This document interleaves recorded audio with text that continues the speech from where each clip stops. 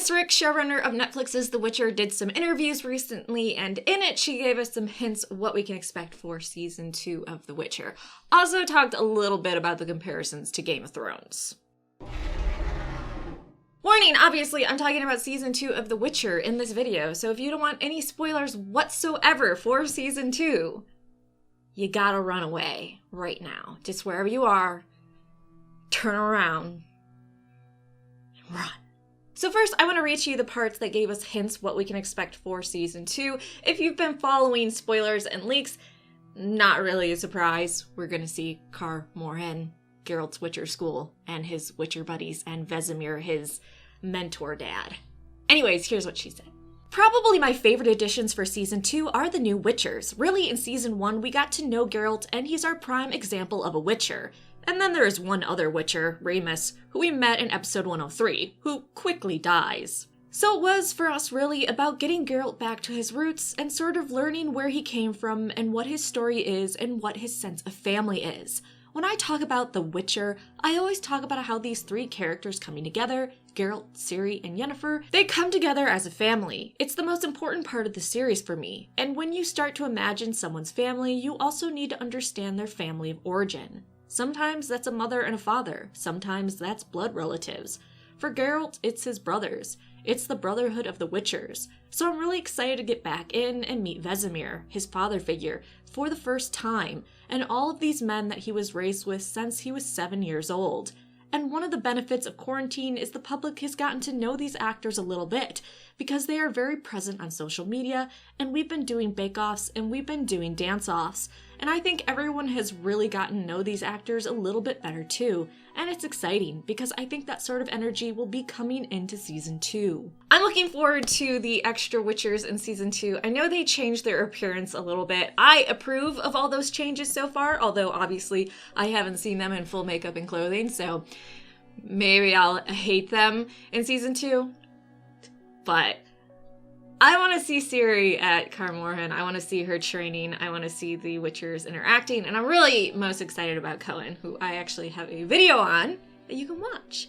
Also, I'm excited to see Geralt and Ciri interact at the school, which, by the way, in an interview, Lauren talked about the conflict between the two that we're going to see in season 2, which is expected. So here's what she said on that. What I think is really fun about Geralt and Ciri is that they are the most unexpected family you can imagine. You have a Witcher whose sole job is to kill things for money, and you have a little girl who is trying to escape her past, and it's like, how do they come together? And to me, one of the most fun things we get to explore in season 2 now is how they get to change and shift each other. Coming out of season 1, you have a pretty good sense of who Ciri is. You have a pretty good sense of who Geralt is. And now we get to throw that all in a blender and see what happens when 2 people who are completely different have to be forced together in circumstances. And I think it's really fun. It's not always pretty. They will argue. They will fight. It will be 2 strangers coming together for the first time and being told, nope, you're going to be together forever. I think that their growth together into being a father and daughter is one of my favorite parts of the series. Which, you know, if you just lost pretty much everyone, which is, by the way, she explained that's why they killed Mousak, was they wanted to make it so she really had no one else but Geralt as family left. Family, you get what I mean. But Ciri is not going to be happy with being bossed around by him, and he's not exactly well equipped to deal with a child, so it's going to be fun to see the 2 learning to get along. Although Ciri does annoy me a little bit in the books. In the beginning, she's fine. At the end, she's fine. It's in the middle she bothers me a bit. Anyways, probably not important for this video, sorry. So, expect Ciri and Geralt to be bickering quite a bit and a lot of foot stomping and maybe her throwing a temper tantrum from time to time. Okay, so those were some hints she gave us about what to expect in season 2. Thanks again, if you've been following the leaks, you know we're going to see Kaer Morhen, the Witcher school, we're going to see Geralt's Witcher buddies, and we're also going to see Geralt and Ciri fighting quite a bit as they learn to get along with each other. Now let's end in talking about the success of the show, how Lauren feels about it, and also the comparisons to Game of Thrones. It's still kind of incredible to me. You spend so long pouring all of your energy and brain power and creativity into a show, and you never have any idea how it's going to be received. I was incredibly proud of what we did with The Witcher, but of course there were a lot of unknowns out there.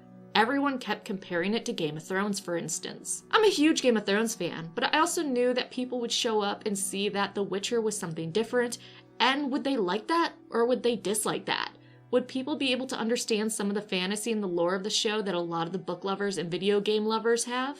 We hope to attract them, but also a new audience. There's so many variables. I knew I was going to be proud of it. I just hoped the world was going to watch it too.